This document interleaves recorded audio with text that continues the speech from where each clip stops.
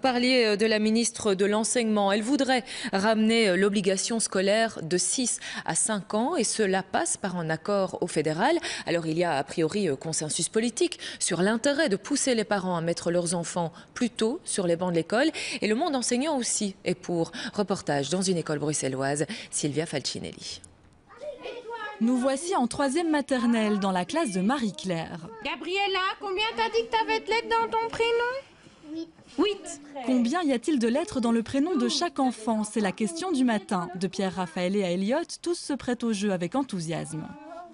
C'est pour décortiquer entre guillemets la langue française. Donc on n'apprend pas vraiment à lire ni à écrire, mais on apprend à comprendre comment fonctionne la langue française, à quoi servent les lettres.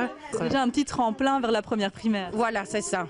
C'est ça. Et en 3e maternelle, c'est très important parce qu'on les prépare à apprivoiser l'apprentissage de la lecture et de l'écriture. Apprivoiser la lecture et l'écriture, mais pas seulement. Ici, on considère que les maternelles, c'est aussi l'occasion de se frotter au code de l'école, de s'habituer à un autre rythme que celui de la maison. On apprend à rester assis, ce qu'on ne fait pas chez les petites maternelles, mais à la maison, ils n'apprennent pas spécialement. Et vraiment apprendre à suivre et à comprendre où on va et ce qu'il faut faire, c'est vraiment important, je pense.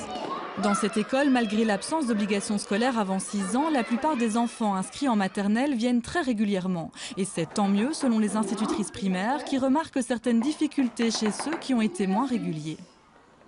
Il va falloir prendre du temps avec ces enfants-là pour les rassurer à certains moments, pour leur apprendre à prendre leur crayon, mais aussi leur apprendre à vivre avec les autres. Ils n'ont pas cette habitude-là. Bien souvent, ils sont restés à la maison, souvent tout seuls. Et là, ils doivent prendre l'habitude d'être ensemble, de vivre ensemble. Ils sont un peu plus perdus parce qu'ils ont moins l'habitude d'être en classe, en fait.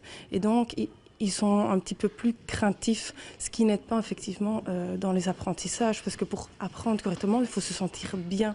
Tout ceci n'empêche pas certains enfants de tout de même bien réussir en primaire. N'empêche, dans cette école, on trouve qu'abaisser l'âge de l'obligation scolaire à 5 ans serait plutôt une bonne idée.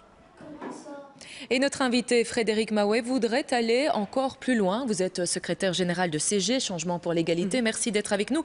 Si on revoit l'âge d'obligation scolaire à la baisse, pour vous, tant qu'à faire, autant aller jusqu'à 3 ans?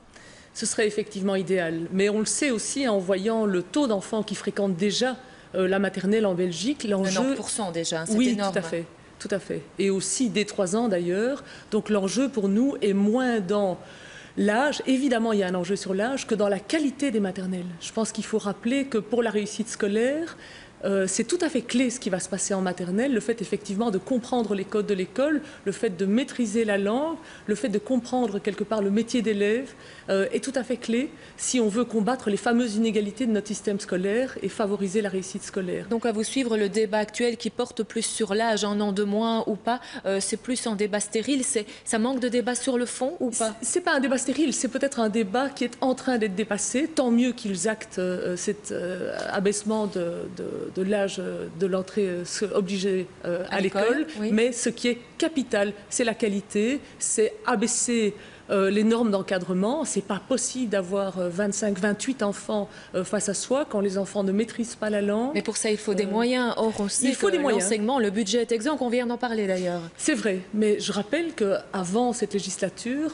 tous les partis ont dit que l'enseignement était une matière très très importante et qu'ils allaient vraiment prendre en compte ces besoins et investir dans l'enseignement. Et donc je pense que c'est vraiment ce qu'il faut faire. Mais il n'y a pas d'autres questions aussi très pratiques, parce qu'il y a aussi un manque de place en maternelle. Alors remettre des enfants alors qu'il n'y a déjà pas de place pour ceux qui veulent y aller, c'est un problème à Bruxelles notamment. C'est vrai, mais je pense qu'il faut prendre en compte les défis. Donc il faut effectivement baisser le nombre d'enfants et augmenter les places au vu de la natalité. Il faut améliorer la qualité. Tout ça est fondamental si on veut prendre en compte ce défi de lutter contre les inégalités et d'améliorer la réussite scolaire, ce dont on a besoin notamment pour le marché de l'emploi et pour former aussi les citoyens. Voilà pour vos priorités. En tout cas, merci Frédéric Mahouet d'être venu sur ce plateau.